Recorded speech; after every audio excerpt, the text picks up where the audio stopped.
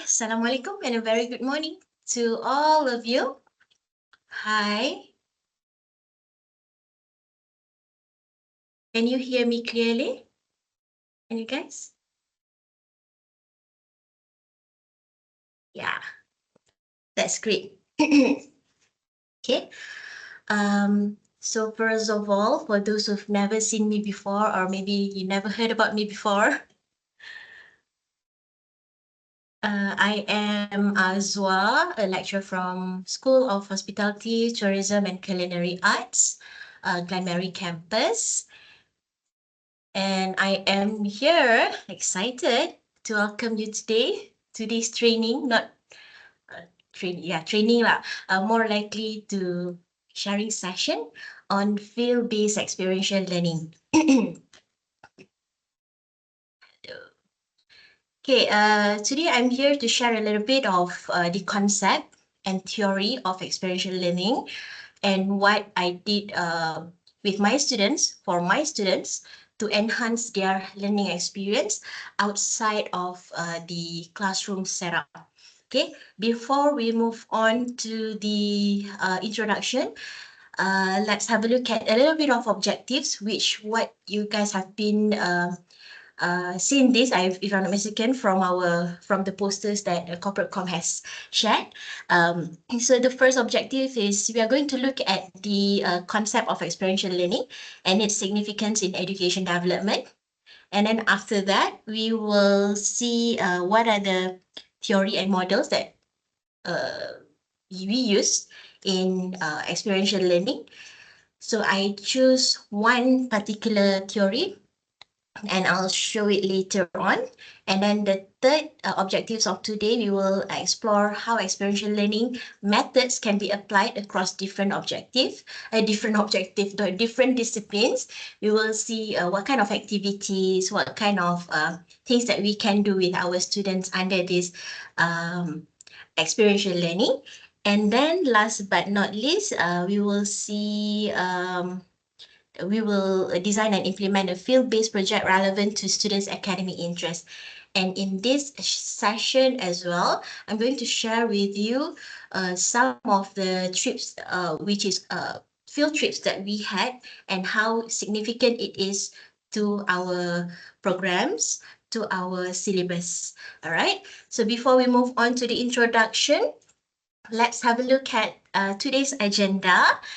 I have been booked for this session actually for 4 hours for face-to-face session, but since it is now fully virtual session, worry not, I will not glue you up to 4 hours on the screen.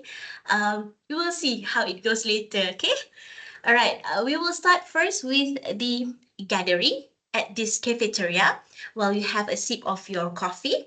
Then I will explain to you a little bit of introduction to experiential learning and its theory. Okay, then we will depart to different methods of experiential learning.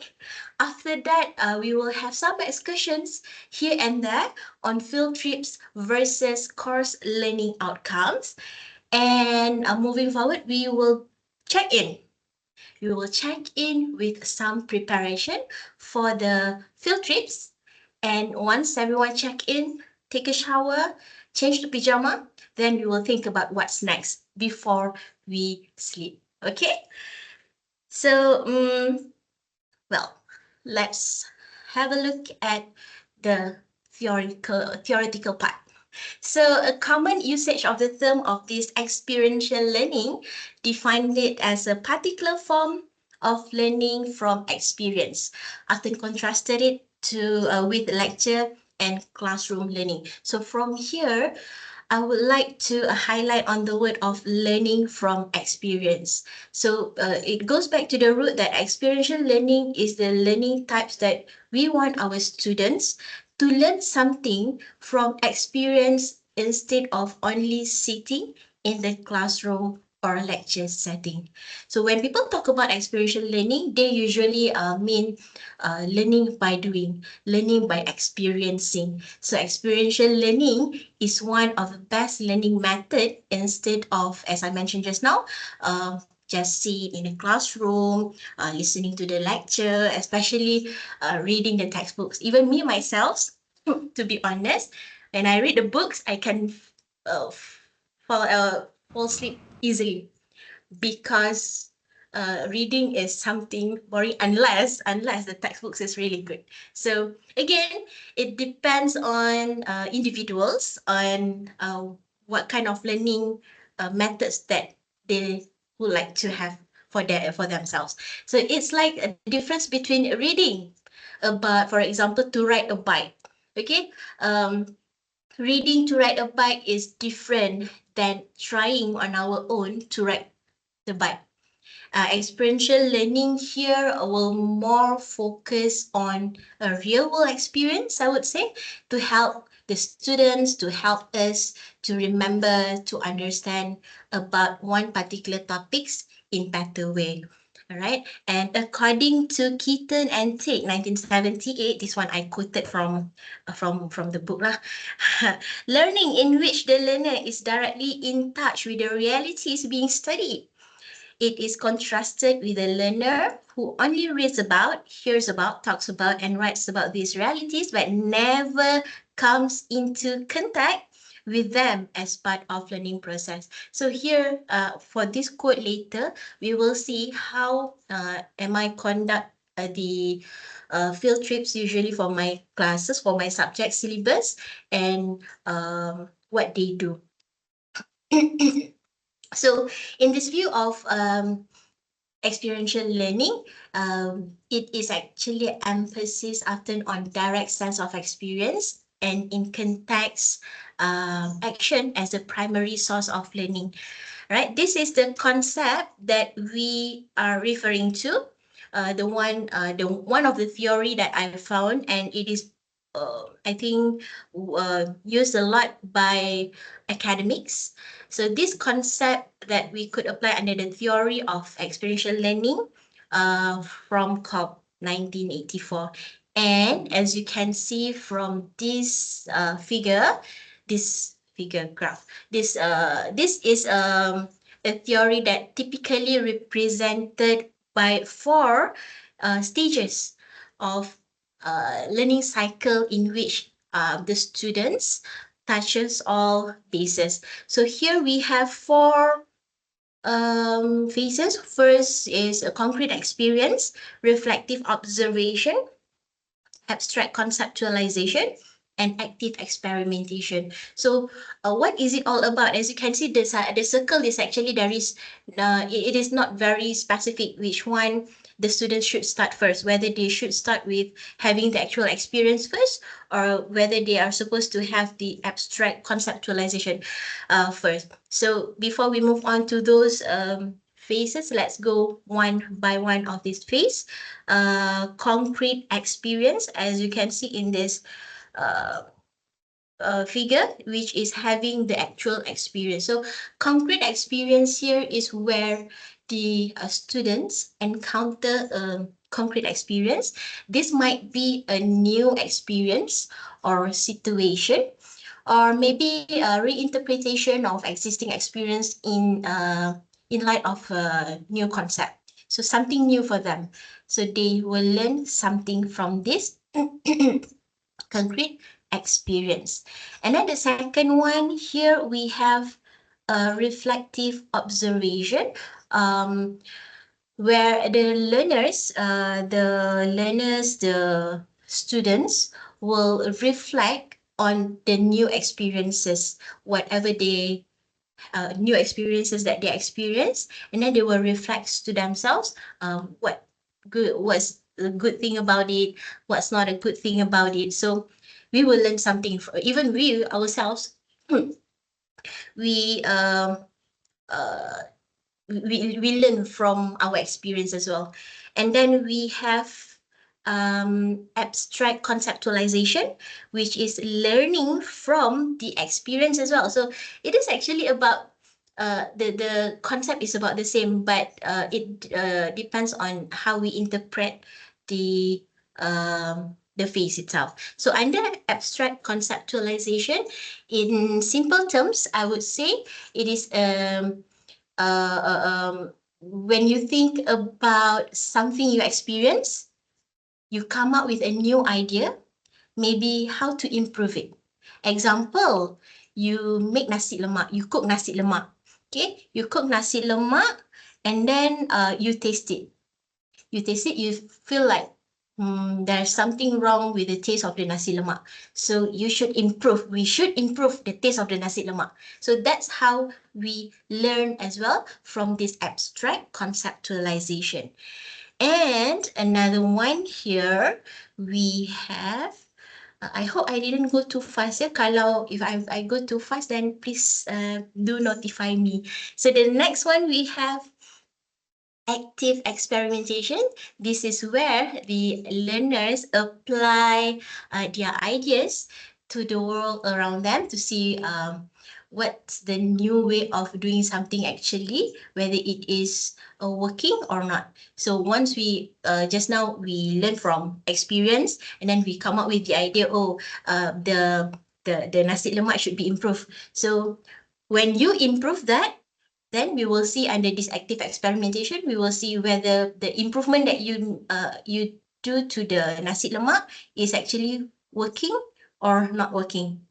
So that's how this active experimentation works. So the experiential learning process, as I mentioned earlier on, it does not really necessarily begin with experience.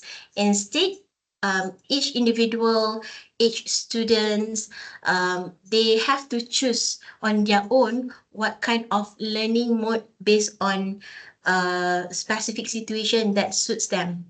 We cannot force people. Some people, they learn, they have to do that particular thing first, then only they know. Some people, they have to read about that particular topic first, then only they know about it. So here is where the learning objectives can help the learners, the students, to achieve a certain desired, in our case, course learning outcome. For example, let's imagine that you are going to learn to drive a car. Okay, before that, let me ask you, how did you learn to drive last time? Did you just hop into the car and drive? Or you read the manual first?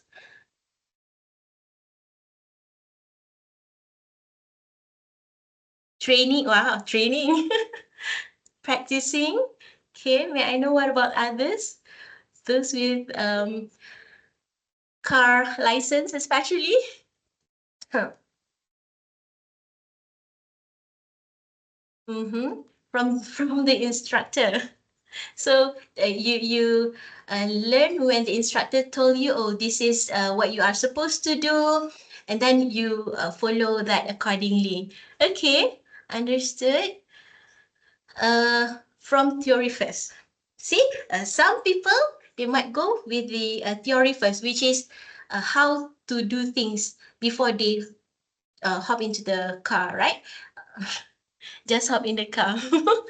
Yeah, actually, from my own experience, um, I do, yes, observation. Who you observe? Like me, I observe how my sister, how my mom drive the car. Then I get in my mind, oh, we have to, that time is a manual car, okay? Oh, we have to press the clutch first before we can change the gear.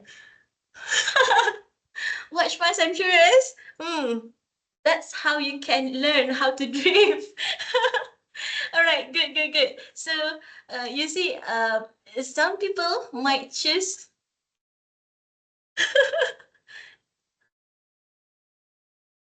Ikut apa driving school suruh.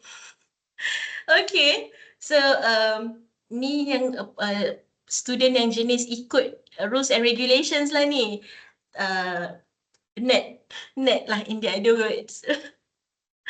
Okay, great. So from here we can see that some people, they choose to begin to learn from a reflection by observing people, observing other people's driving or any kind of things that you want to do lah.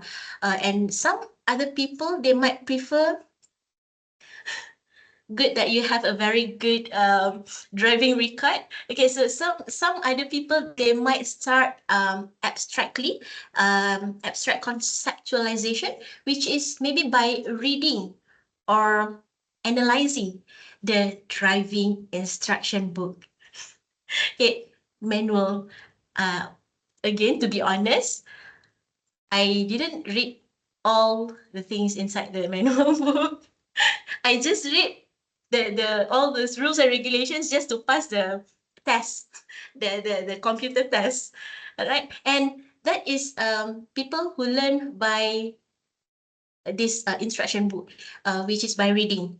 And then some people will just watch a video on YouTube, TikTok, especially nowadays, right? There are so many tutorials on this and that, how to bake biscuits, this kuih raya, how to do pasta, cook pasta, so on and so forth, right? So there's a lot of videos on online nowadays that people might just watch and then they are able to do something from it.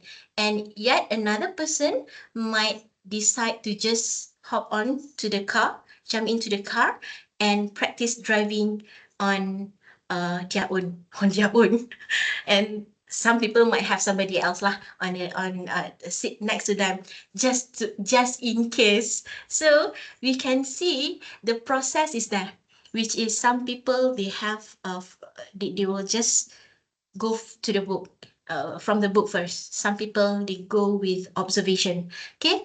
And that is when it comes to something that is very practical, which is you have to drive, right? So now tell me, eventually you have to experience it. Yes, you have to experience it, then only you will be able to know how to do it. And then you can improve yourselves. Maybe your parents or the one that you observe, they drive by pressing too much of for manual car especially, they have to balance between clutch and fuel. So if you don't know how to balance this, then your car will start like something like that. So you have to experience it, then only you know how to handle it. Okay, so now that is on the practical side. Let's have a look at tour, jalan-jalan. Okay, now tell me, which destinations that you have been before, not once, but for a few times. Any destination that you love to go there.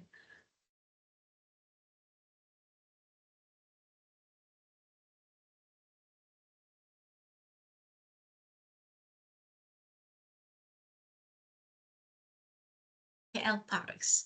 Okay, thank you. Idora. Okay, so Idora, like KL parks, first time you go there, first time, what have you learned from your first visit?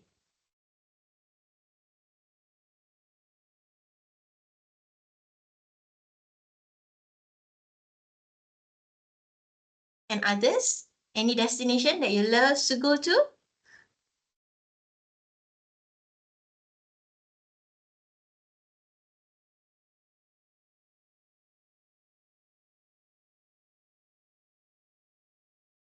Not as what it seems on.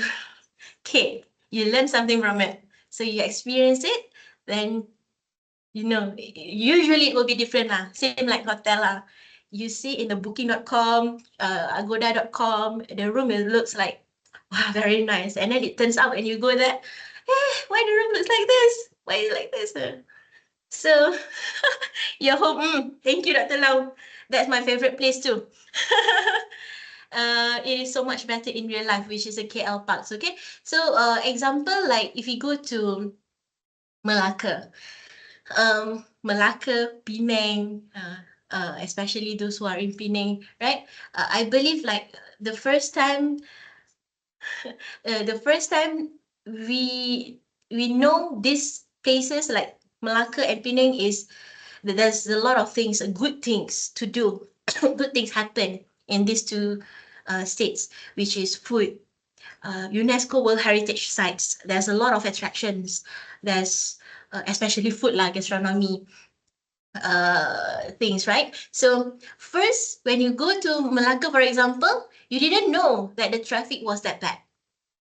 So the next time you want to go to Malacca, you know already, oh, I don't want to go to the Bandaraya area. Penang drivers, okay.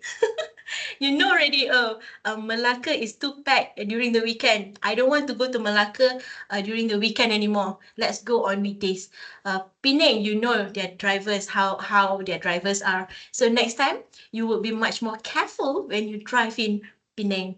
And then from your first visit, you found out that this person said asam laksa, not asam laksa, the asam pedas in A um, restaurant is very nice. But then when you go there, it's not nice lah. Next time you go to Malacca, you want to try a different kedai of asam pedas. So you learn something from your experience, right? Everyone is agree about Penang. So here is where this experiential learning cycle can be applied. From our first visit, we will improve. From our first experience, we will improve for betterment in the future, so that we will not experiencing anything that we don't want to experience at the first as a first during our first visit, right? So we can relate those experience into this particular theory. So on based on this figure, COPS experiential learning cycle, we can say that the effective learning is seen when we progressing ourselves through this cycle of 4 stage. We have a concrete experience followed by observation, followed by formation of the abstract concept, which is we analyze, we conclude the experience, and then we improve the situation for the future that will result in our new experiences. So people learn, as I mentioned just now, different people learn in different ways depending on their preferences. So it's same goes to our students actually.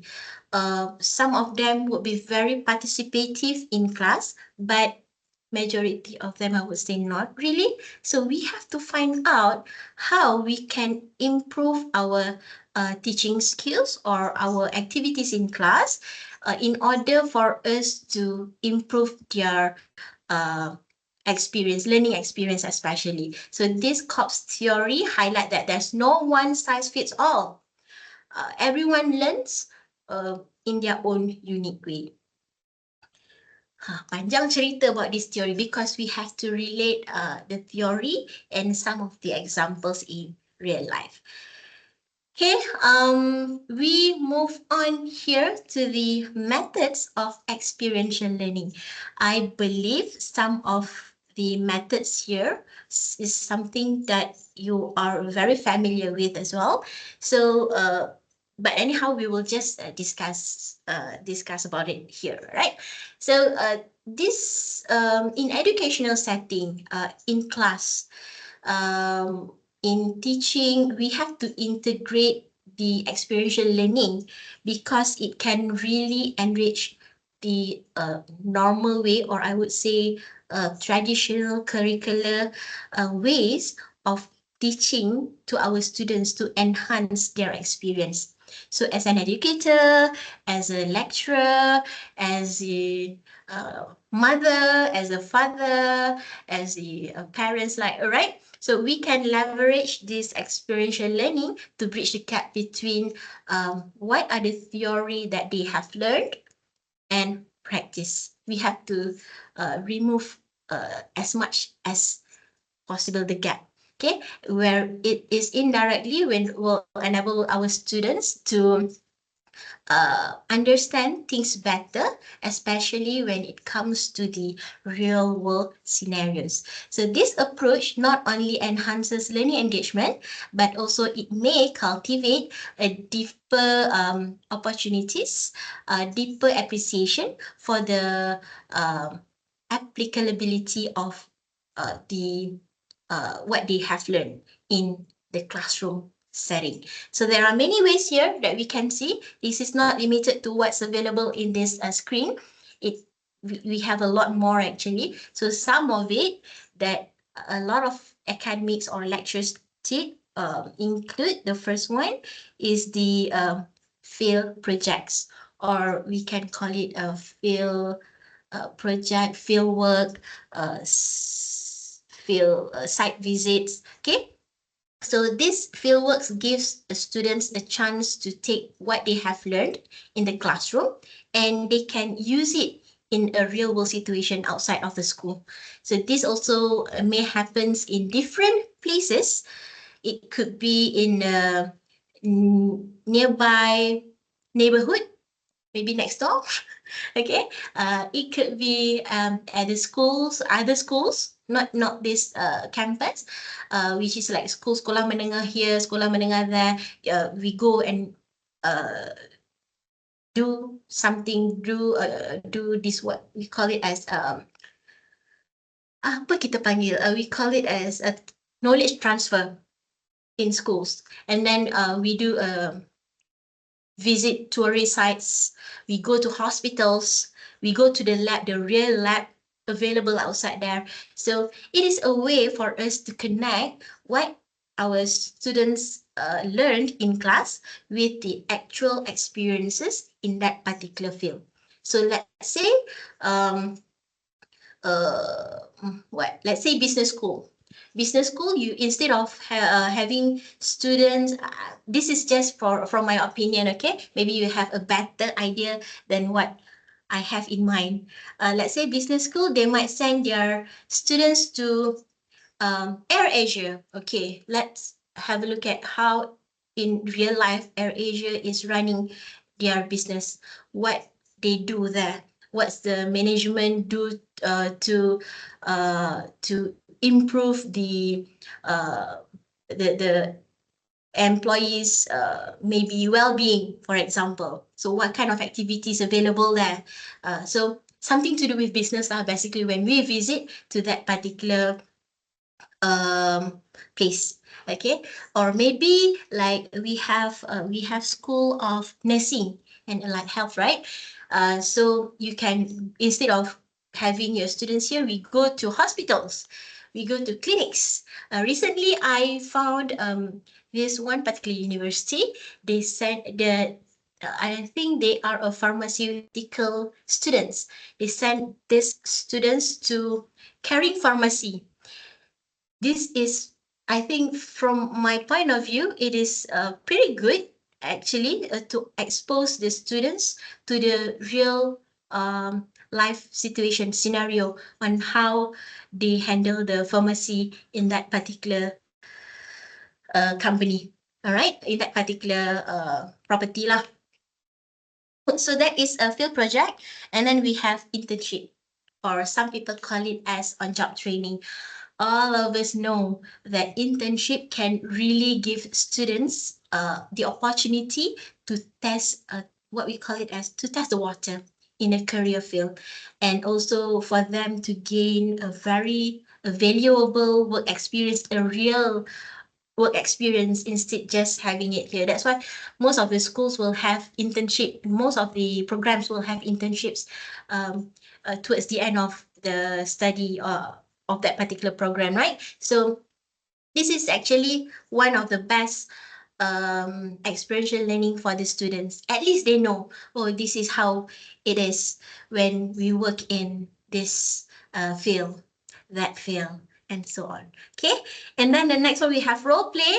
I believe some of the courses or syllabus programs will do this a lot in order to enhance the students' understanding. These are the experiential learning activity that designed to help students to understand a specific work situation from a perspective different from their own. For instance, students might play a role of a customer in order to experience the impact of a particular policy or procedure that might have on that particular customer. For example, the students are taking a role as a customer, and the order that they get from orders, the order that they get is different than what they have ordered at the first place. Wrong type of rooms lah, wrong type of medicines given to them. So how to react with this kind of situation? So through role play, from here, the students will be able to learn how to manage this particular scenario if it happens in the real life. Okay. And then we have next is case study. Case study is another kind of exercise that we can do in class, in the classroom itself lah. This is a great example of experiential learning that is based on we give them a real life instances. Example, a case study of tsunami in Aceh.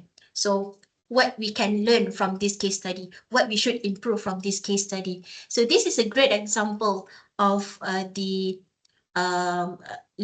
experiential learning as well that we can apply in our class using a real life cases, so that we as a lecturer, we as an academics, we can give the students maybe some valuable insight into the appropriate way how to solve those issues, how we can improve those issues. So it is like we learn, we hear what the students are going to say, how to improve it, how to improvise it, then we can help them to improve what they have told us just now.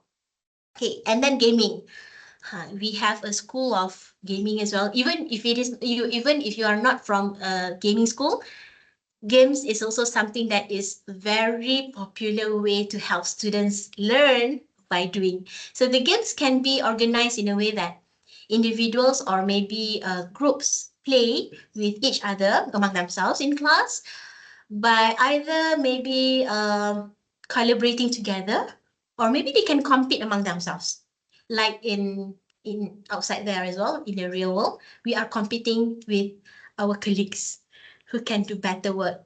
KPI, okay, we can do better. So as part of experiential learning technique, this is a very interesting way for us to spark the lights. Wow, spark the lights of our classroom setup. For example, yes, can. Yeah, that's really good. I agree on that. Thank you. So for example, in a class, we can divide our students at the beginning of the class, we can divide them into few groups. So every time you ask them questions, whichever group that can give the fastest and the correct answer will be rewarded with points. And then towards the end of the class, the group that can score highest will get chocolate bar. Example, contoh, okay, contoh.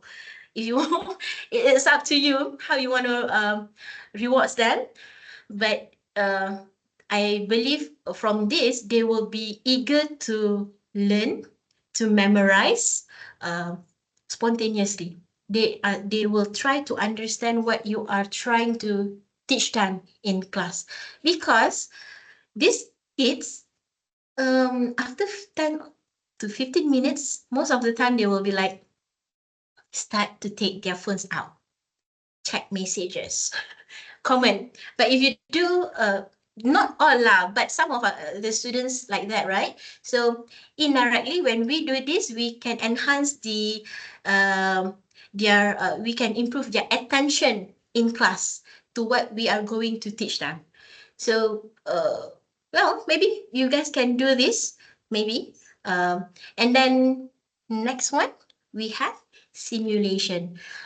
Simulation is where we simulate that particular things in, for example, like nursing students. A very simple example of a simulation for nursing students is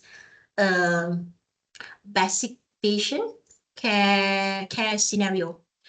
In this simulation, the students might be assigned to care for what they call is it mannequin? I don't know what you guys call it, but I know mannequin.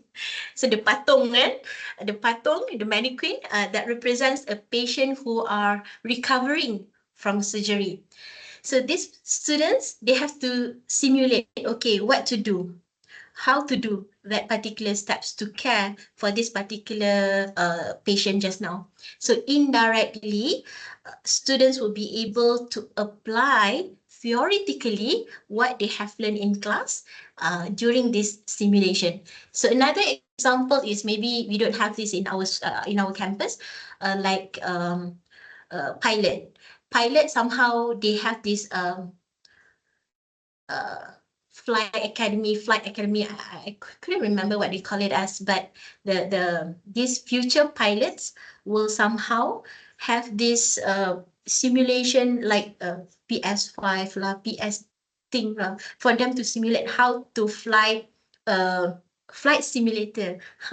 Thank you. So they will learn how to fly that particular aircraft. So that is also simulation. Because sometimes you cannot do things directly because you have no access to it. Example, you don't have your own aircraft, but you have the system which allows you to experience how to fly an aircraft, even though if it is not a real one. Even like car, kids, they don't know how, they learn how to drive because of that. In arcade, they have this car racing games. Uh, that is also part of the simulation. So the kids are basically learn how to drive car from that particular games, from that particular simulation games, right? So that is part of the one of the methods that we can use as well. Next one, we have mock trials or debates, and I believe this one also, like School of Law will use this a lot. So you will have, they will do the mock trials while being observed, or maybe there are some panels by external examiners or internal examiners. So from these mock trials, this is somehow this is also something to do with the role play as well, where you you you act how you can solve that particular issue. All right. And you act how to solve that particular issue in a real life situation, like in the courtroom procedures, uh, the client interviews, the negotiation. Lawyers has a lot of negotiations to deal with, right? So this hands-on experience will help them apply all this legal theory, especially in much more safe and controlled environment, which is the mock trials. Because if you send them directly to the court, and then suddenly they say something wrong, habis semua orang. Okay. That's why somehow we have to do this kind of mock trials or even role play to help them to understand better in the real life scenario. Next one, we have volunteering. So volunteering is another unique method of experiential learning because it allows our students to serve the community by volunteering it. One of the examples that I have is in in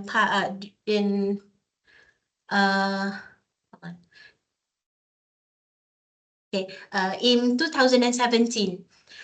our school visited this one orphanage house in Hat Yai. So during that time, it is under the CSR subject. The last time CSR subject used to be under our taught by our own school's lecturer. Okay, during that time we go to Hat Yai, while the hospitality and management students and half of the orphanage kids cleaning up the compound area of that orphanage housing area. The other half of the orphanage kids, together with the culinary students, they go into this so-called kitchen. They have purchased a few ovens. So what our students did was they teach these kids, the orphanage kids, how to bake cookies. So you see what they have learned in class, in the kitchen, in our campus. They go to this orphanage house and teach them. This is something to do with the knowledge transfer in a voluntary really way. Okay, they teach them how to bake cookies so that these kids or this house can somehow generate income on their own. I think this is one of the best volunteering activities that we had back then. So this volunteering activities is also applies the same as the community service. Okay, community service by engaging in community service or volunteering activities. It is not only about the academic objectives, but student can also, as I mentioned just now, they can apply what they have learned in class to the local community. And this will also reinforce the understanding of course content. It can improve their civic responsibility and empathy. There's a lot of things actually that we can learn from this volunteering and community service. Okay, now it's time for us to it's time for me to highlight some of the common methods that we in SHTCA, School of Hospitality, Tourism and Culinary Arts, do with our students to help them to enhance their learning experience, which is a lot of things that we did was the field trip or field projects. Ta-da! So before that, as I mentioned earlier on, why field trips? It allows, excuse me, our students to explore and to apply what they have learned in class in a specific field of experience away from the classroom. So these field trip experiences will bridge the educational experience with outside real life outside there. Okay, in SHTCA concept, since we are dynamic, people always refer us to unique. It is not because of the school is unique, but actually it is, right? But well, it is because this industry, like hospitality and tourism, culinary arts, has a very constant change. So to adapt with this constant change, we have to ensure that our students are also able to adapt with these changes. I believe this is not only for our school, even in other schools as well. Things change. For example, like what we call it, software, phone software, laptop software. There's a lot of improvement from time to time. Sometimes in a month you get so many notifications on your gadgets to upgrade your software, right? So that's why like in our school, a field trip is one of the way that we could um, uh, uh, help the students to adapt with this kind of situation. So why field trip first is to enable students to understand firsthand hospitality, tourism, and culinary arts industry environment. I believe, as I mentioned just now, other fields also, such as nursing, engineering, law, we have we have to allow students to experience it firsthand. Example, we do have a trip to hotels in KL recently, this January, May semester, if I'm not mistaken. So that trip gives a very good exposure to the students on real life working situation in the industry of the hotel, within the hotel environment. It's not that we don't give them enough exposure on campus in a classroom. Maybe we do, some of us do, but outside there, it is more authentic. It is something that what we really want our students to experience it, right? Next is to provide students with the opportunities to applying, like in our case, destination assessment theory to practice in the field trip. So instead of only doing screen analysis, case study, a paper case study. So we go to the destination, the students go to the destination and assess everything on their own with their own eyes.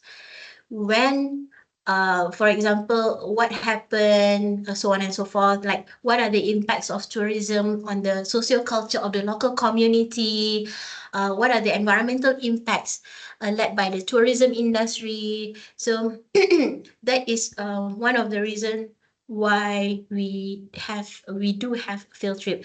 And another reason why is to give different study environment, as what we have discussed earlier on. Especially students nowadays, you know what? As I mentioned, they can easily get bored in class. Baru je 15 minutes, semua dah start mengantuk, sleepy. But outside that, it's very rare for you to see they sleepy. They are sleepy. Very rare. Because why? Because it is something new, something different than what they have experienced in the classroom. Even in class, when you start to talk or to discuss about the class trip, field trip, everyone was like, we can go here, we can do this, or let's do that together.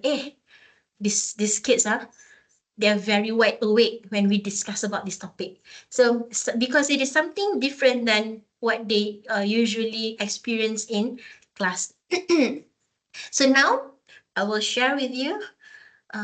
Shall we have a 5 minutes break? 5 minutes break, or can we just continue?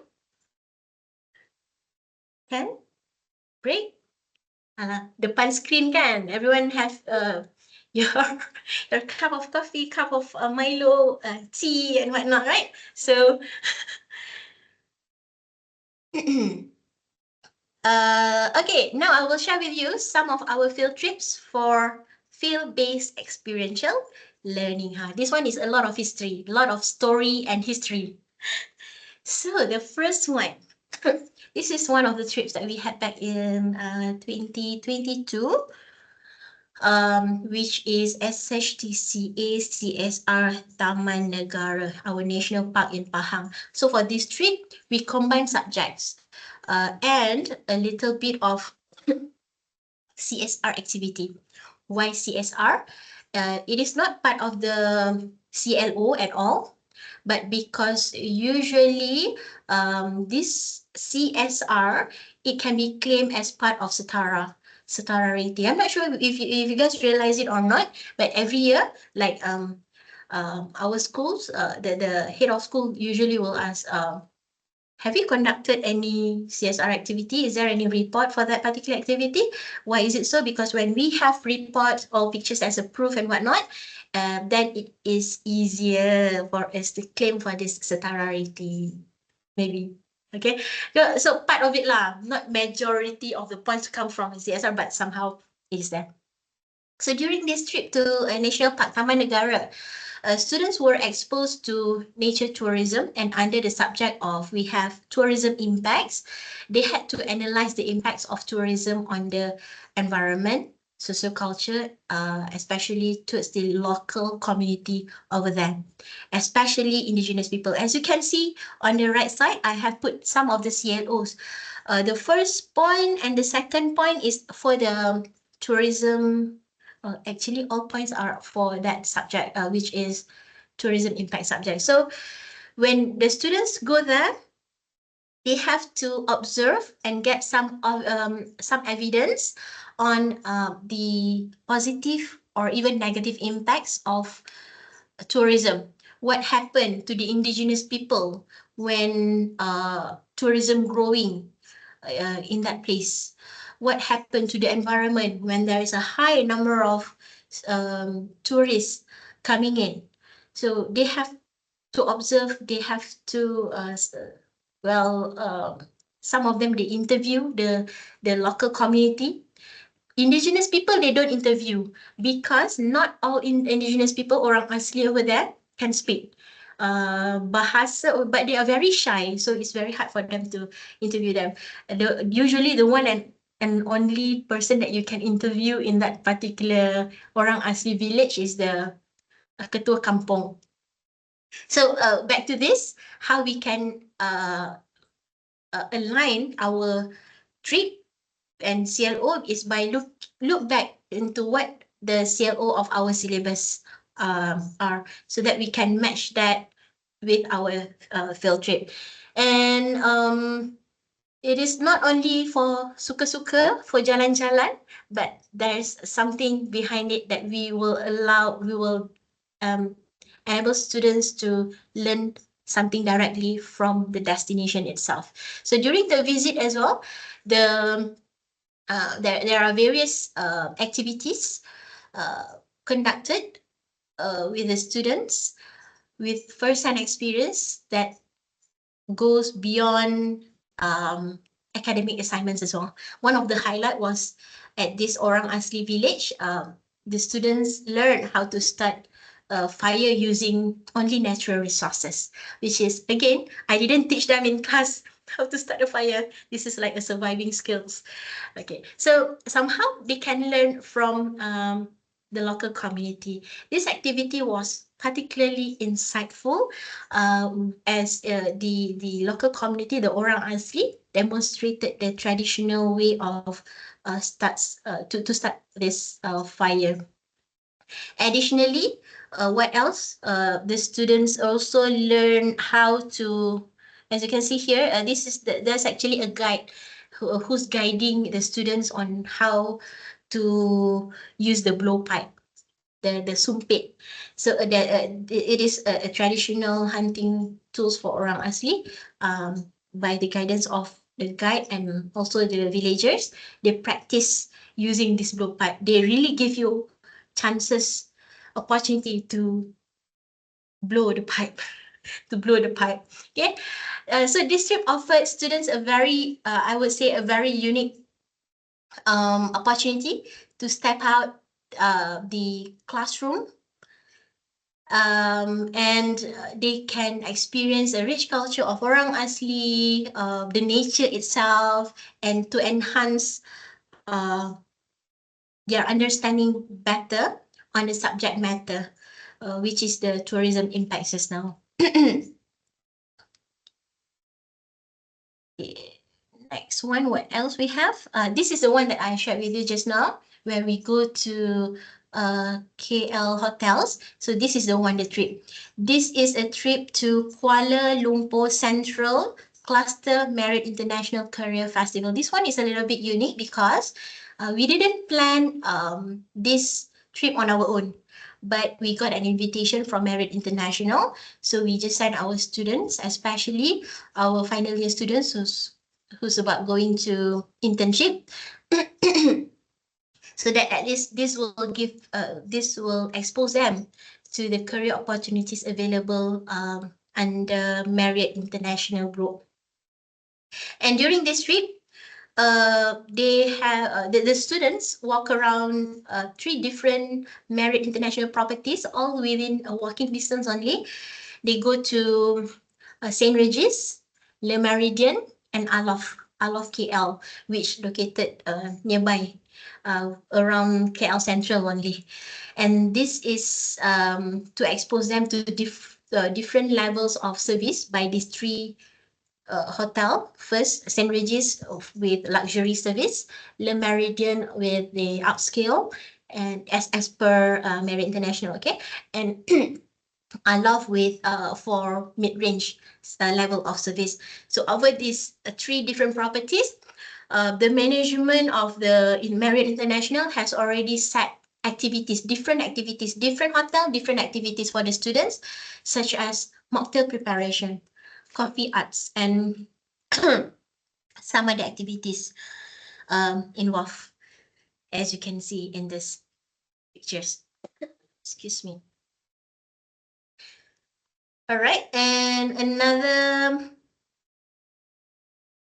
one that we have is Think City, nearby only, KL as well. Think City KL too. What is Think City? Think City is actually an organization that manage or that come out with a strategy to towards sustainability of Kuala Lumpur. So this trip is under the subject of international tourism development. So a part of the CLOs, the course learning outcomes, is to discuss the positive and negative impacts of tourism development and develop strategies for sustainable tourism development. Hence, we go to this Think City KL tour to allow students to learn in outside of the classroom setup on from this kind of company institution on what are the initiatives that they do towards the sustainability. Just some fact I would like to share with all of you. As you can see in this slide, this is a kilometer zero marker stone. Did you know what does it mean? Or anyone know this the kind of things existed?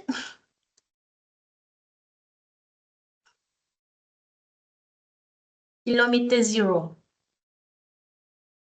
Yes. What was it, yeah? Heart of KL. Yeah, it is Heart of KL. And never seen. Now you should look out for this. It is located nearby to the Dataran Kemerdekaan Kuala Lumpur. Yeah, usually this kind of kilometer zero marker stone available at the post office area, usually. Because why they believe that those days post office area is one of the 0 mile post. Yeah, that's correct. Yay! Pandai. Yeah, Dr. Ira got it. It is a starting point of road distance. But for KL, it is the road distance from the heart of the city of the capital city of the country. Okay, but actually the one that is really, really a starting point in Malaysia, starting point of road distance is this one in Johor Bahru. So in Johor, because you do running, correct me, right? You do, that's why you look for this. So for Johor Bahru, kilometer zero marker is actually for our main road or highway. So our highway is actually from south to north will be calculated from Johor. So Johor will be 0, moving forward it's like, yes, you must go to take the picture. So those who are in Johor, take in Johor, picture in Johor. Those who are in KL, go KL only lah. Okay, that's some fun fact for today. Yeah. Okay, that's enough for the fun fact. Let's move on to the next interesting trip. Next, we have this Chandat Sotong and Terengganu Gastronomy Tour, led by our chef lecturer. Again, the trip is not just only for suka-suka, it's not only for fun, but it is also for academic. We have to align it with the academic, with the objectives, course learning outcomes. So during this trip, The students are exposed to Malaysian cuisine, as it is also part of the subjects in the program, which is a Malaysian cuisine lah, for the culinary students. We brought them to one of the famous nasi dagang shop owner's house. It's really their house, to have a look at the authentic way of how she prepared the nasi dagang for selling at her shop. And guess what?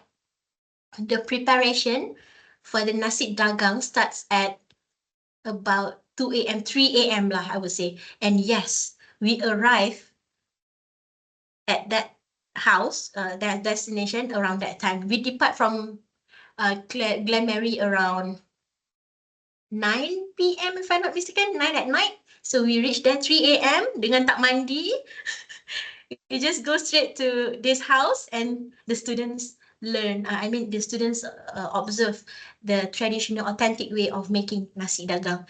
It's different than what we did at house lah usually, because they doing it for in a lot portion, big portion. So some other activities during this trip also include the chandat sotong, or people call it as a squid rigging. It's like a fishing lah, but for sotong, you see, there's a sotong there. It's a real sotong, okay? It's a real sotong. So everyone will learn how to chandat sotong, basically. By some of us will bring our own fishing rod, but worry not, the boatman also prepared all those equipments for us to do the squid rigging. Even though majority of the students collapsed in the middle of the way due to seasick. I tell you, even though we chartered the whole boat, a very big boat, so it belongs to us only. So we go there. Okay, we go there and they learn lah how to, and then we did a barbecue on board as well. Not that many of sotong because everyone was collapsed. So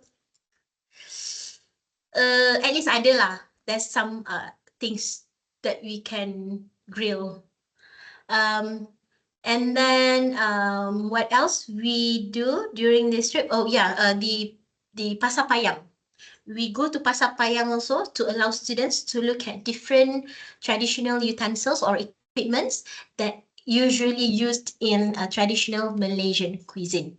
Okay, banyak ni. Next one. So you can see that the CLO of this subject of Malaysian cuisine display skills required to prepare the various ingredients, cooking methods, and authentic recipes required for Malaysian cuisine. So from the places that we went to, they will learn all this.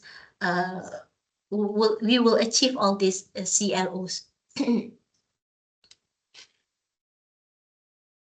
Next is Penang student mobility. Okay, student mobility, because this one with the collaboration of Penang campus. For this trip, we combine students from a few subjects, including transport and tourism,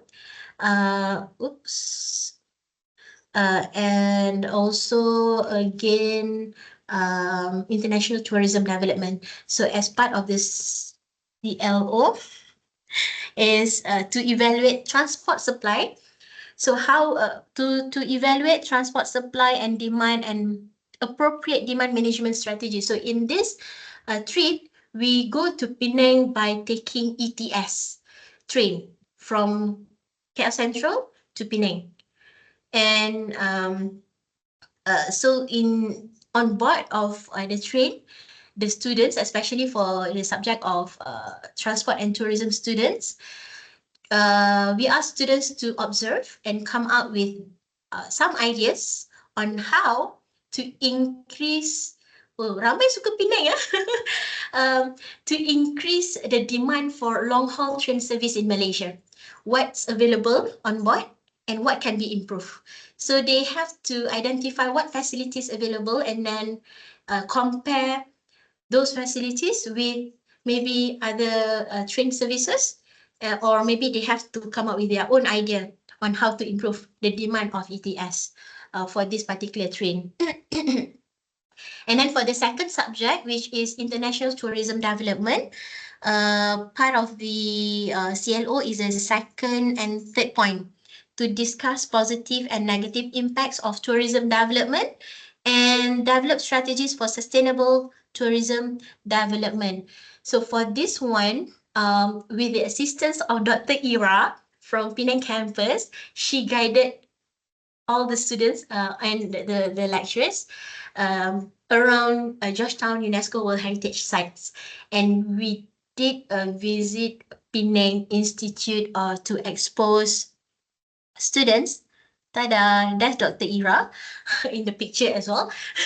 So we did expose the students. Why we bring students to Penang Institute? Because Penang Institute is one of the organizations that sustaining the heritage of Georgetown as the UNESCO World Heritage Sites. So indirectly, this one linked to the third CLO. Okay, develop strategies for sustainable tourism development. And definitely there's makan-makan as well. Students enjoy the cendol, the nasi kandar and whatnot. So this is the ETS situation. And during this, since it is a mobility program, we did a teaching exchange where me and Miss Haiza, another lecturer from Culinary campus, SHCCA, we teach students for one particular session in Penang. So we go to their classroom and we agreed upon what are the subjects that we are going to discuss about during our trip. And then we also visited, this one is Penang Heritage Hotel, which showcasing the 19th century architecture and traditional Baba and Nyonya culture. It's very interesting. So again, it's exposing the students to a real world scenario. This one, Langkawi. This trip is under last time our CSR subject. The one that I shared with you. That one is, we have two. This one is in Langkawi. Another one is Hat Nyai. So this one is also part of the CSR one. The earliest one that I've shared, we go to Hat Nyai. That one is also CSR, and this Langkawi is also is part of CSR activity under CSR subject last time. So a CSR trip to Langkawi was a land of exploration and meaningful community service, offering the students with the experience both the natural nature of Langkawi Island and the importance of giving back to the community. So during the we do some excursion, jalan-jalan. The student visited a few notable spots, tourist spots, destinations in Langkawi, including all those Gunung Mat Cincang lah, the Masuri, right? Yeah. So, and on top of that, we went to this, as you can see here, these are actually, there's a lot of boxes that we brought that time to give to the community over there. What kind of community that we're giving back to is this Rohingya, at this Rohingya village. This is the highlight of the trip, where we visited this Rohingya village, one of the Rohingya village in Malaysia. So this village is a home to a community of refugees who face hardship. And as part of the CSR activity, the students do the cleaning activity around the housing area to ensure the cleanliness of the house. And additionally, the students we also distributed some clothes and groceries. That's why we have a lot of boxes. And really, we uncut all those boxes, night ferry and whatnot. Okay, We go to, this is the minyak gamat one. Okay. So, part of CSR. Okay. Next one, we have, okay. Okay, next. Okay, this is the one in Hatnai, the one that I shared. There is no CSR in 2017. You can, there's a very, very short article on UOW website. Maybe you guys can search for it. Is there? Gambar pun not that clear because it's just a screenshot from UOW website. So this one is the one that we teach. We did some knowledge transfer to the students on how to bake cookies. Well,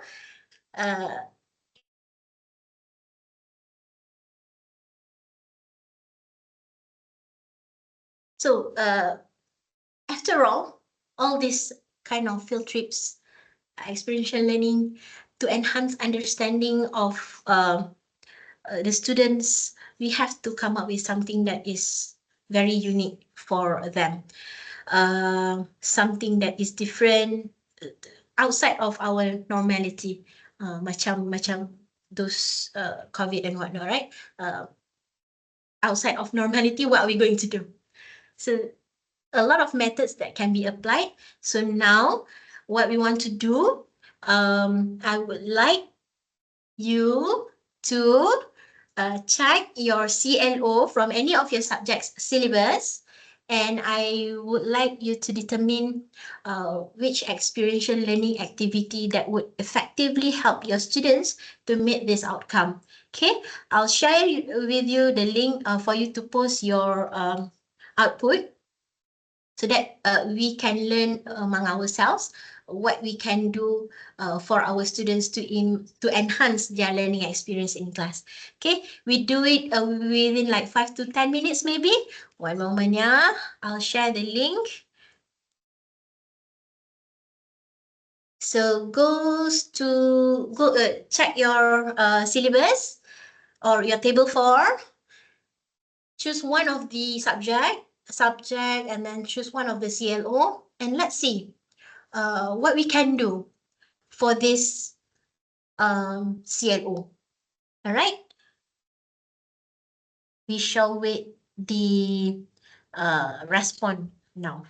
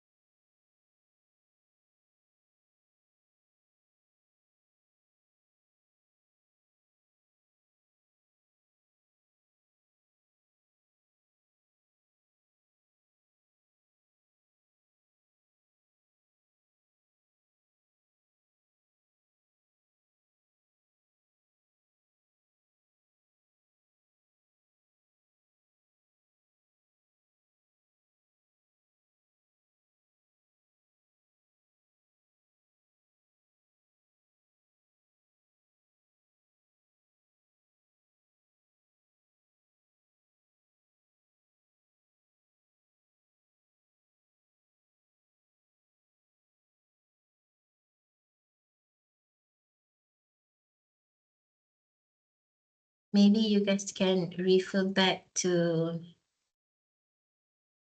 this methods, or if you have any other methods that you can apply, maybe you can share with us as well, so we learn from each other. Okay.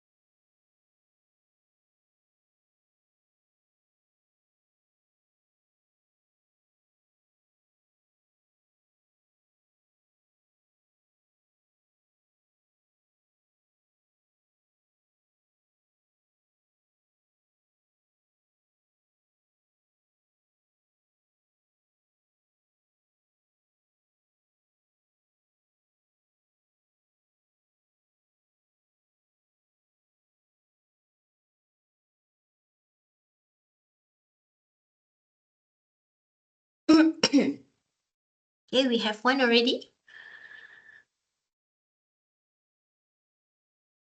Ethical hacking. Takut dengar. Baca pun takut. Ethical hacking and countermeasures. Defend and secure a system. Use simulation. Okay, we can use simulation. Students set up a virtual network. Set up the defensive security measures applied on network. And then simulate common cyber attack to see how well their defensive measures are. Okay, that's great.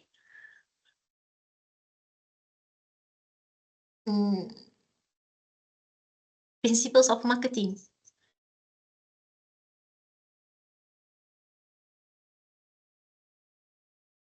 Critically evaluate the market environment to understand and assess opportunity and threats. So for this course, course, principles of marketing, what kind of methods that we could apply to allow students, methods of experiential learning to allow students to critically evaluate the market environment? Are you going to bring the students to any of the company to assess their market environment? Or are you going to do a case study? What you would suggest?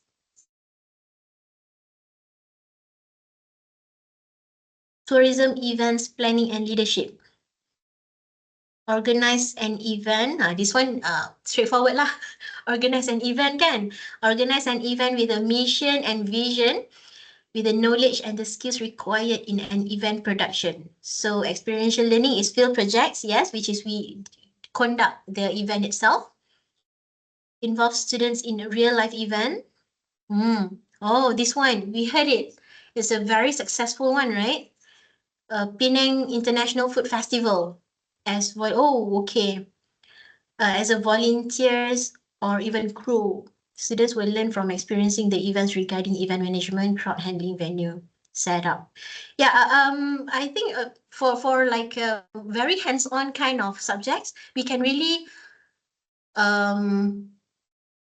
get the students involved directly, right? Like instead of if let's say we don't have enough budget to conduct our own event, so let's become part of the crew for any events happening outside there. At least this will give a real life experience to the students on how to organize an event. I would agree on that.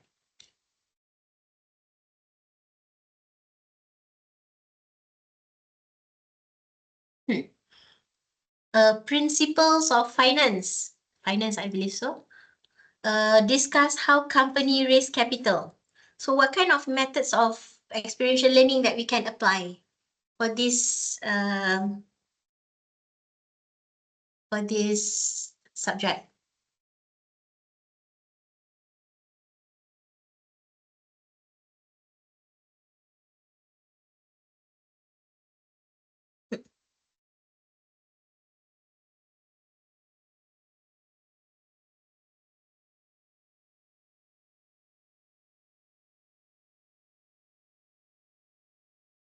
Like ethical hacking and countermeasures.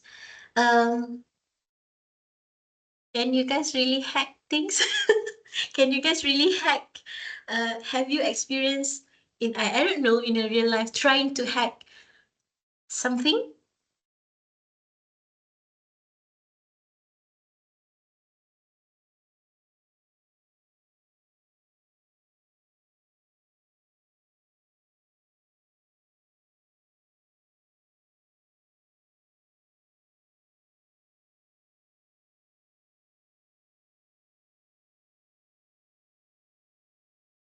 Okay, so you just created that and then you just I see. Okay, understood. A proper agreement is necessary lah. Good lah dia takkan nak buat jahat kan? Takkan nak buat jahat kat orang kan? So, well, it is inappropriate lah. For the macroeconomics, apply the macroeconomics theories in analyzing inflation, unemployment and economic growth. So I believe this is like a reading reports, finding real data from the central bank website. It is more like a study, maybe reading report from the real case study, real life case study, and analyze and comparing the trend from year to year.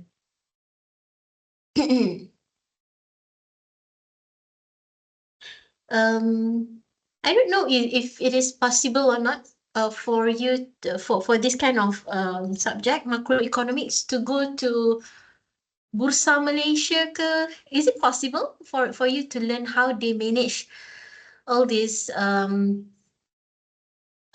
I don't know lah what kind of what terms that they use for all those stocks and whatnot. Is that part of the macroeconomics? That's great. So can also, right? Sometimes from our point of view, maybe it is, oh, this is just all computer things, digitalized thing. No need to go out. But actually we can, right? Wow. You do have students hired by a company to ethically hack their, wow. They are actually given permission to do so. Aha. Why they want to hack their own network? To test? To test out their network or how? Or what?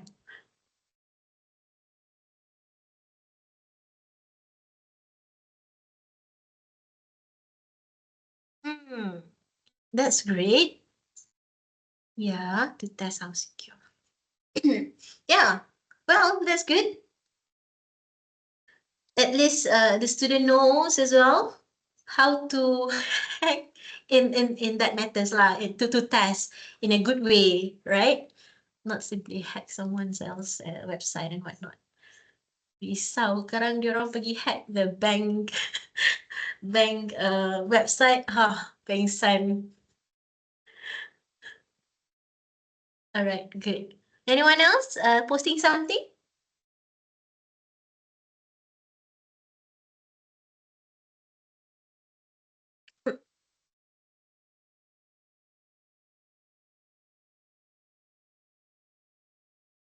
We have next specialized public relations. This is from, is it from School of SOSS, isn't it? Specialized Public Relations.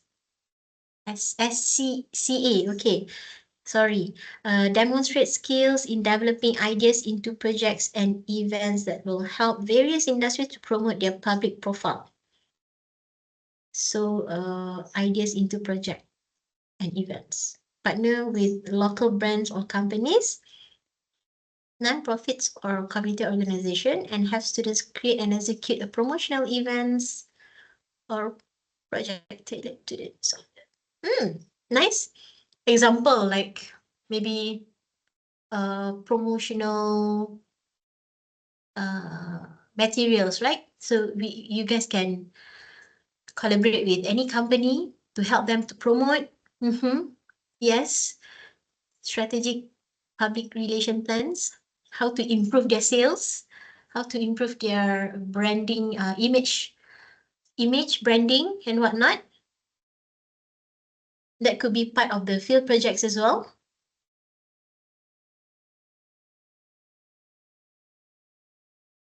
Like, do we have a gaming here? Image and reputation. Do you have gaming uh lecture here? I'm not sure. But I think gaming they can do a lot of things with games. Simulation, like the nursing lah, mainly. So gaming with games lah, easy kan?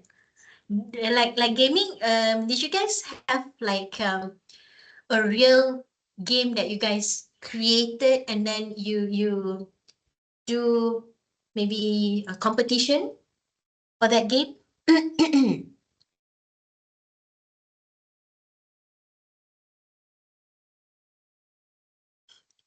Relate how intruders escalate privileges. Uh-huh.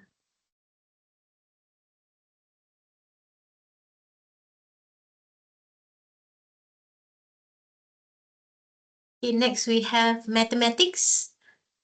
Numbers. Who loves numbers here? Apply mathematics. So this one is basically apply mathematical concepts and procedures to solve problem. Stretch students' cognitive aptitude by attempting alternative solutions. You will experience perceptual flexibility and mathematical flexibility in problem solving. So this is more into case study, isn't it? For the mathematics? Games, oh, you guys don't do like a real competition from the games that you guys did lah. Oh, agree. One semester is too short because one semester is about 4 months and then plus minus break, the public holidays and whatnot. To come up with the game itself, it's time consuming, right? And then plus nak buat the competition also is quite lengthy. That's also very nice. Visits, studio visits to see what companies are like. Would you mind to share which companies that you guys visited before? Is it like Google? I don't know. Yeah, learning how to work well. Like I believe computing school maybe can go to Google. I'm not sure whether Google Office is in Cyberjaya or what. But if we do have, then it is going to be great, I think, for students to visit that company.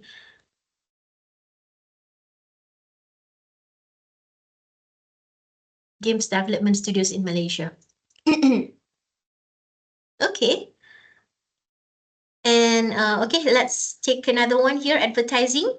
Create a mini advertising campaign plan for both traditional and new idea. So did you guys attach or collaborate with any company to give students experience, a real life experience for this?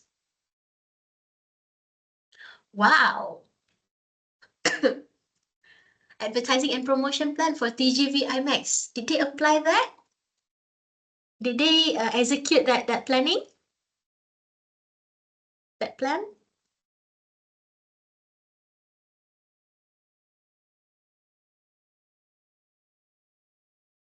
Not entirely, but somehow yes.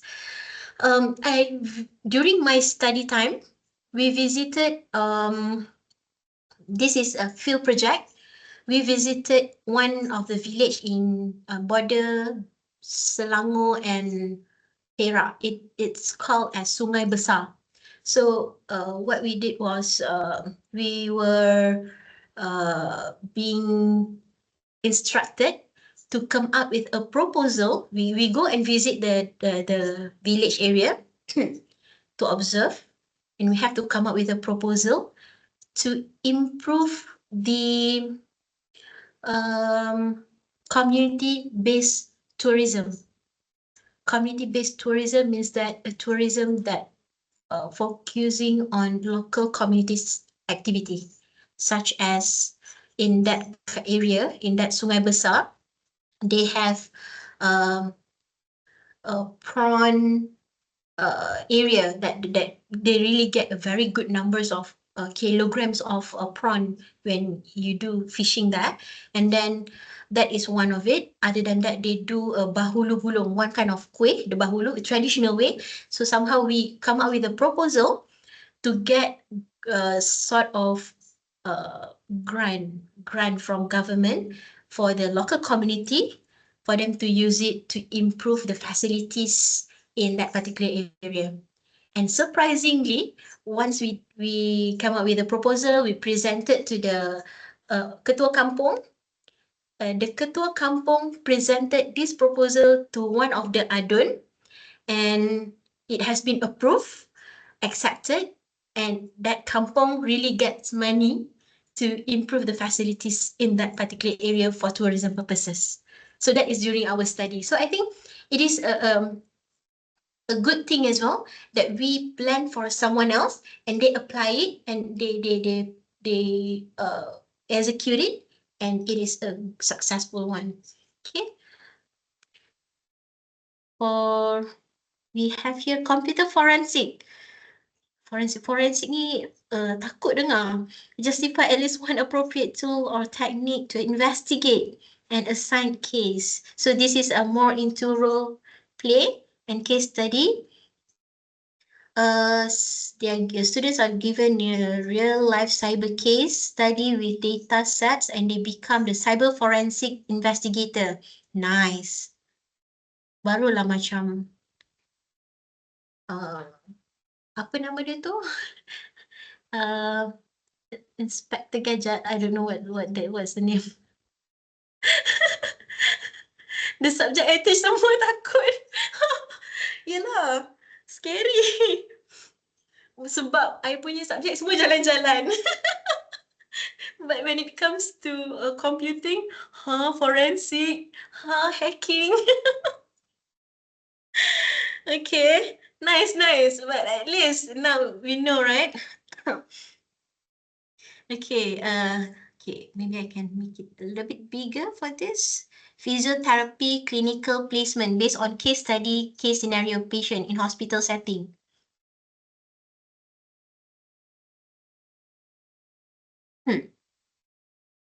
So here we have few CLO.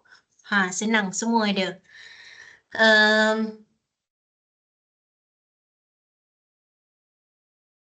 This one, I'm not sure who's posting it. Maybe you can choose one CLO and tell us what you did in class for as part of the methods of experiential learning.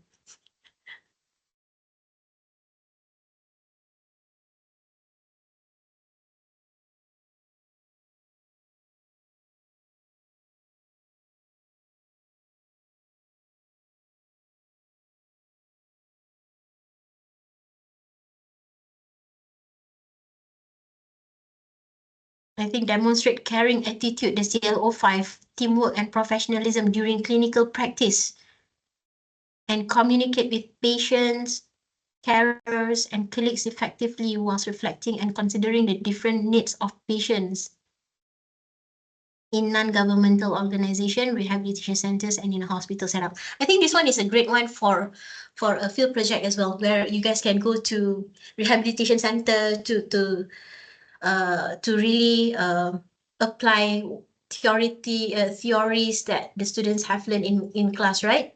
It's a good one, indeed.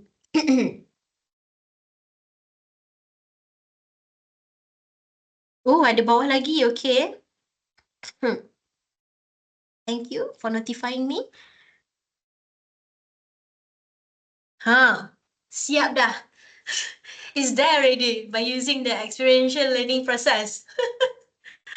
That's a great one. Well, nice. Active experimentation for management and treatment. Then you have concrete experience with history and physical observation.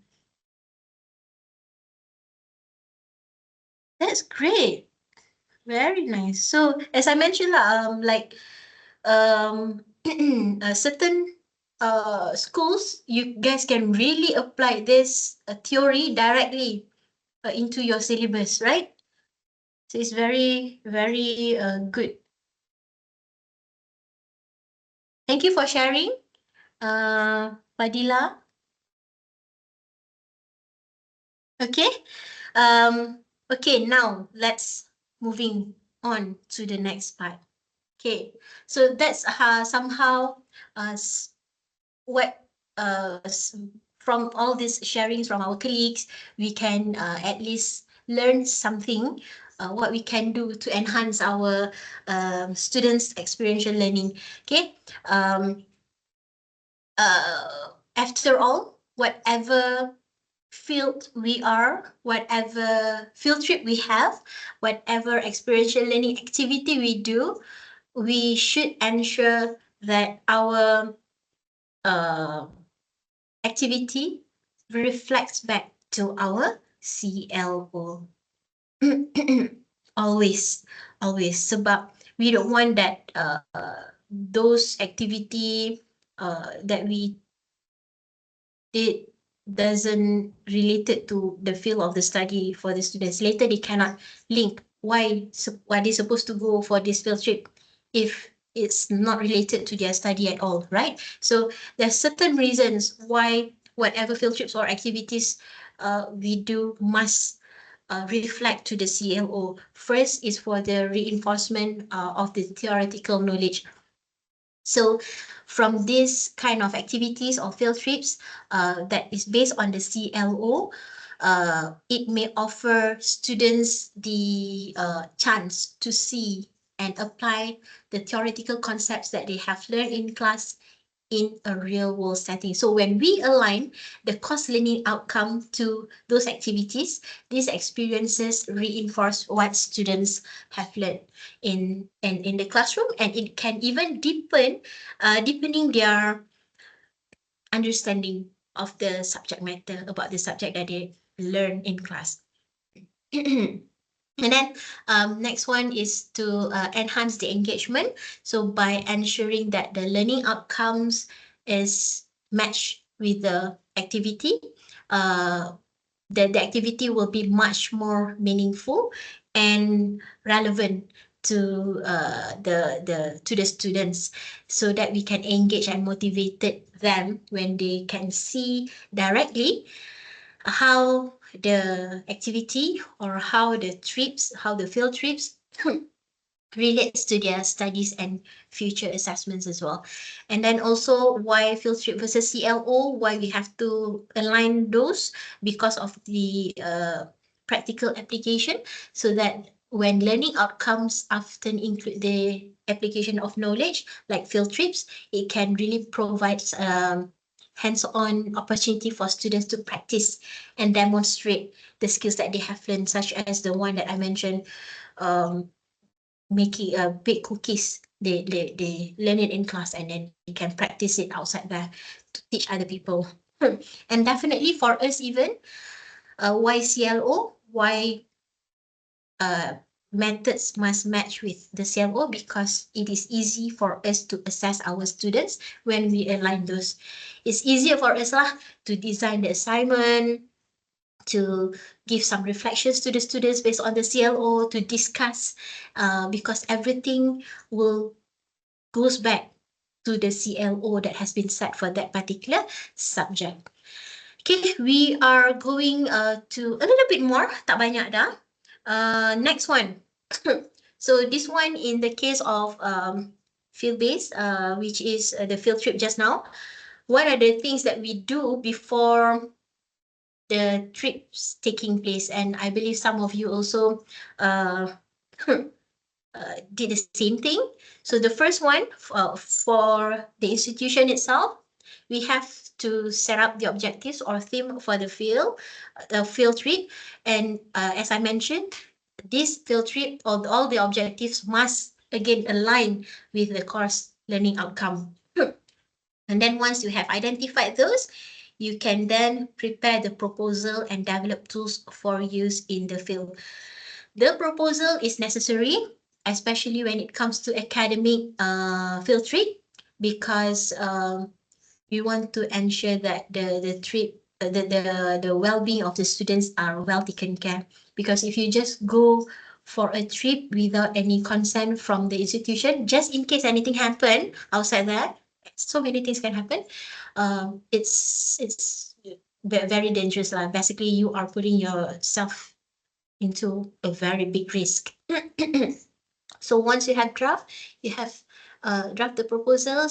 Usually we will send it to our head of school, and then we will send it to top management lah.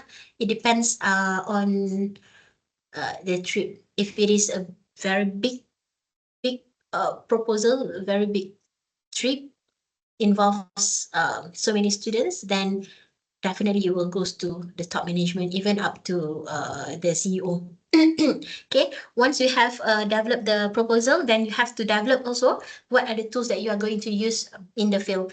Let's say, what kind of instruments that you are going to do, that your students are going to use in during that particular field trip, survey, observation guides, for data collection and whatnot.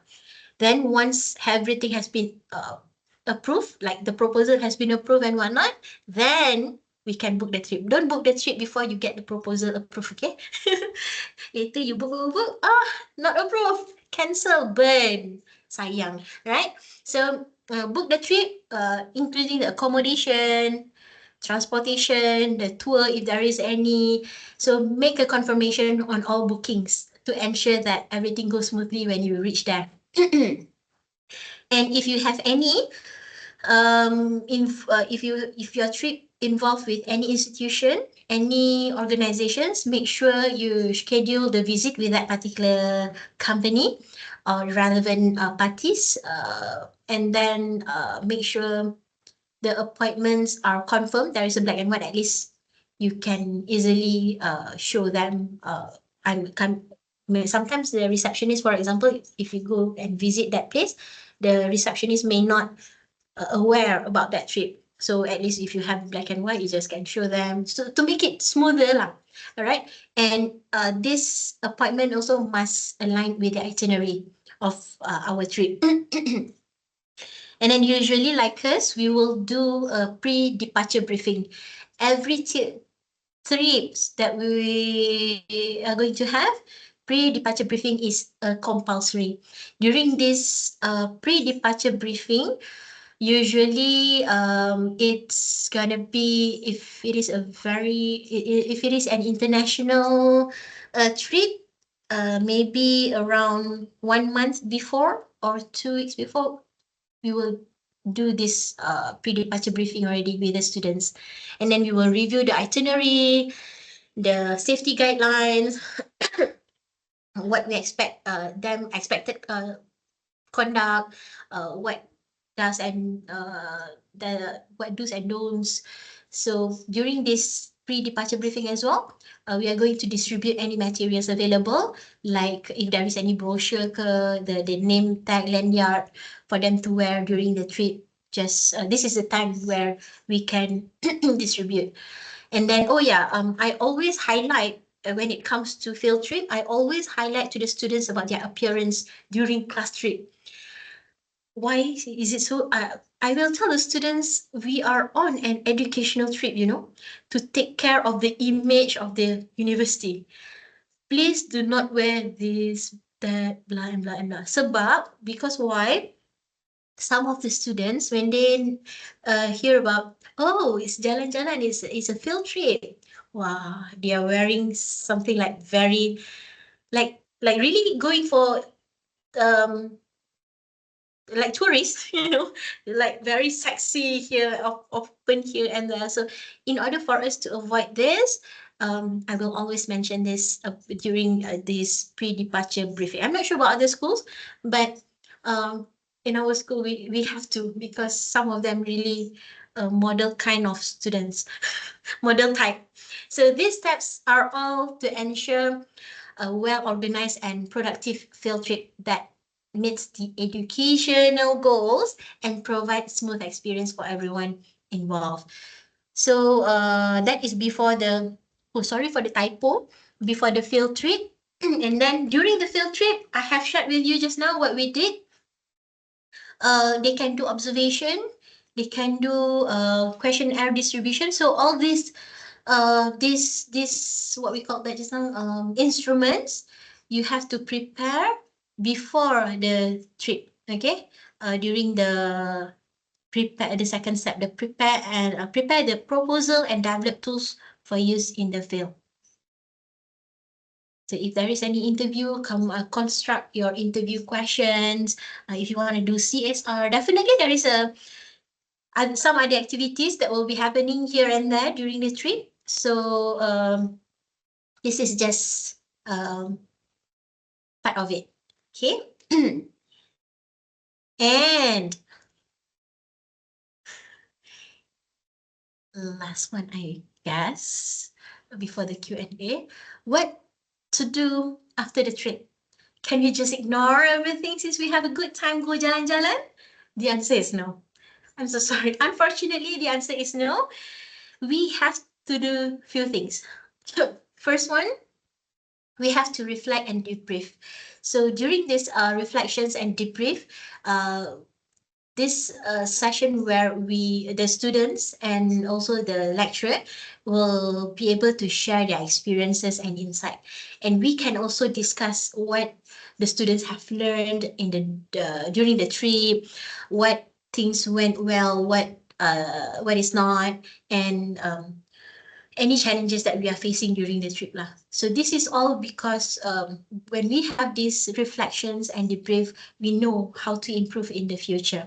And then the next one, we have report writing. So for like subjects just now, usually I will align the field trip together, come up with a assignment for the students. So coming back from the trips, they have to write individual or even group reports based on their observation, interviews, and whatever data that they have collected during the field trip. So it's not like pergi tangan kosong, balik tangan kosong. It's not like that, okay?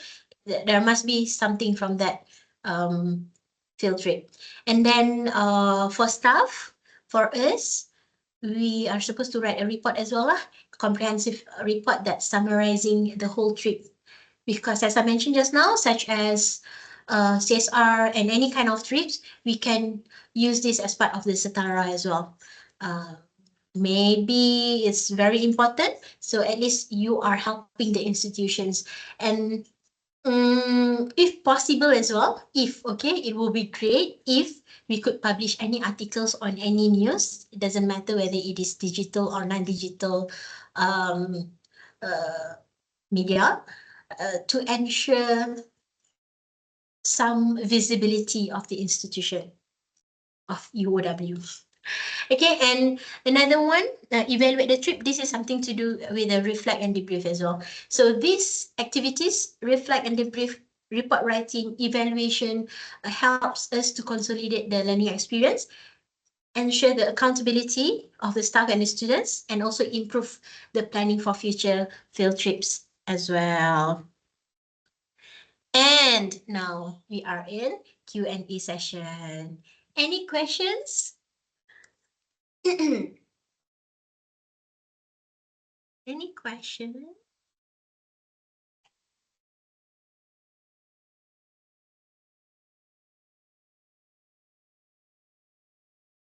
Any question about the field trips? Maybe?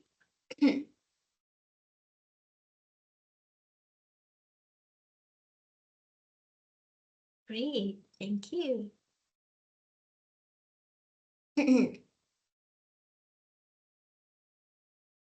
So for like other schools, if you guys do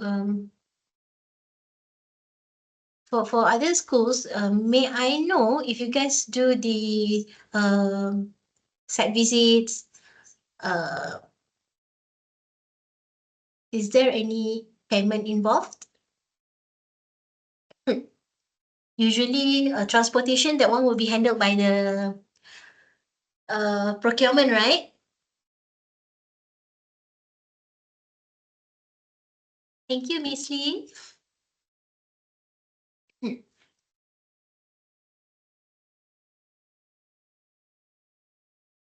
Most of the time, a lot of people would ask me, who pay for the trip? Actually, this one, we ask the students to pay for the trip, but there is no enforcement for them. Like it is not compulsory for them to go for a trip. If they don't want to, it's okay. We will give them another assignment that is also having the same CLO, as long as it is the same CLO. So we will never force our students to go and to pay for this trip and whatnot.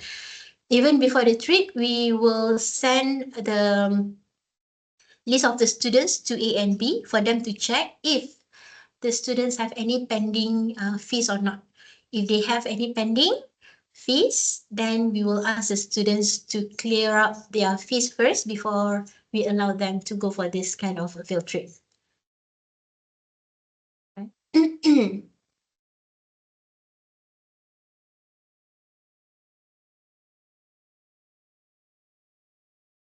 Bring students to join competition like ICT competition. I think ICT competition could be experiential learning method, but again, you have to see whether how this competition align with the CLO. If it is aligned, like how to, I don't know, the competition is usually like what, just a competition macam um what is that Mobile Legend. For Mobile Legend, if it is just for to compete, it is actually not really an experiential learning method because they are just playing it for to defeat other people, right?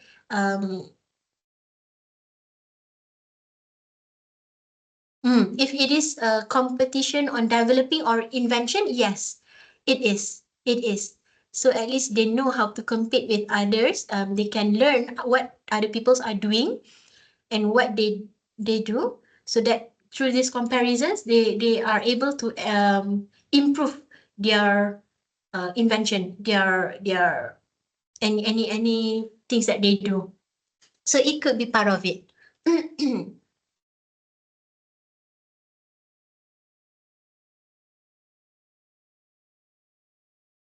Since they are given an option not to participate in the field trip, does that mean you need to prepare two sets of assignment brief for one CLO?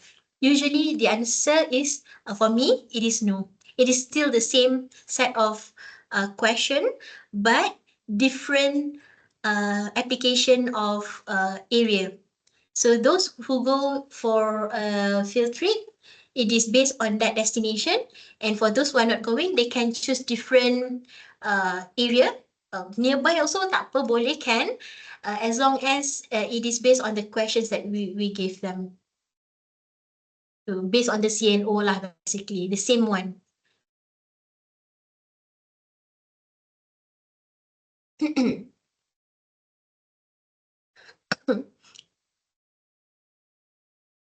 Hackathon style. Competition, hackathon style. I think it is part of it because it is part of them on how to learn a real life. So somehow this does some of the simulation experiential learning. Can stop from other people? Can. Boleh. Oh, field trips you nak ya? So for field trips, more than 2 days, if lesser than 2 days, don't want. Pandai ya? Can. I think it's a good thing as well lah if the staff can join the trip. But pay on your own lah ya? Because we also pay on our own.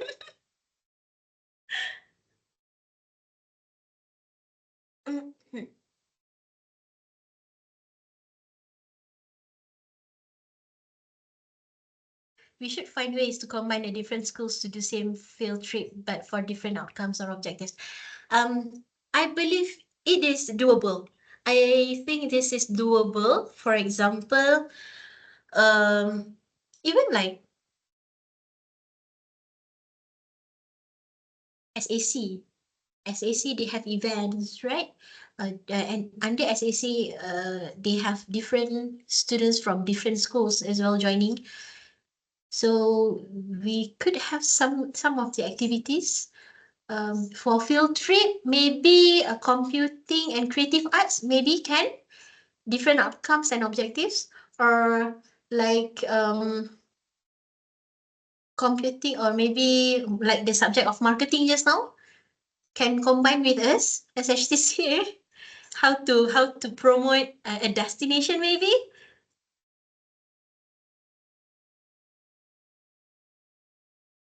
Yeah, um, we are not going for trip for free. We pay, we pay. So if you want to join us, yes, you are welcome to.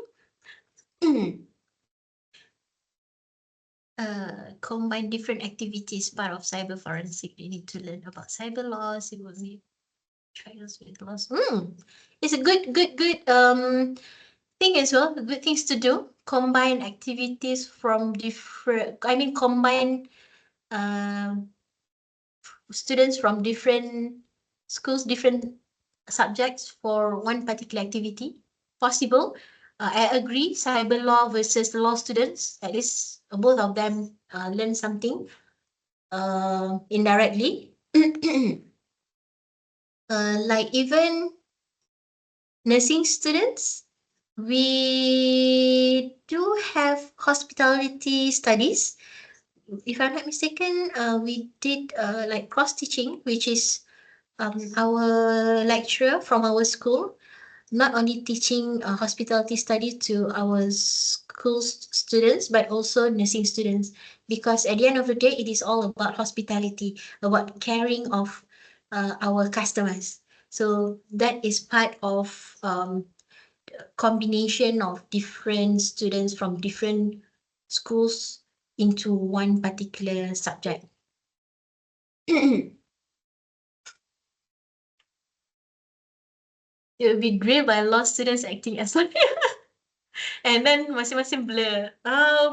What acts, what which this and that, right? It is so cool, seriously. Okay, any other question pertaining to um field-based experiential learning, or as I mentioned, the theoretical part is there. I just share based on my experience with it and so on. Law lecturers, please email to Idora for any collaboration in the future for next semester, September, Ken. Okay. No more question?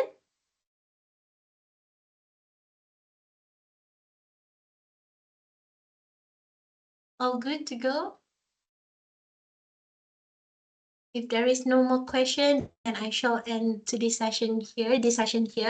I would like to express my a lot thanks a lot to all of you for joining today's sharing session, and I hope it will be beneficial for not only for me, for everyone as well. We learn from each other, and hopefully we will be able to enhance our students learning experience um, by using all the methods that we have shared just now. Okay, till then, thank you so much once again, and have a good day ahead, and have a great weekend ahead.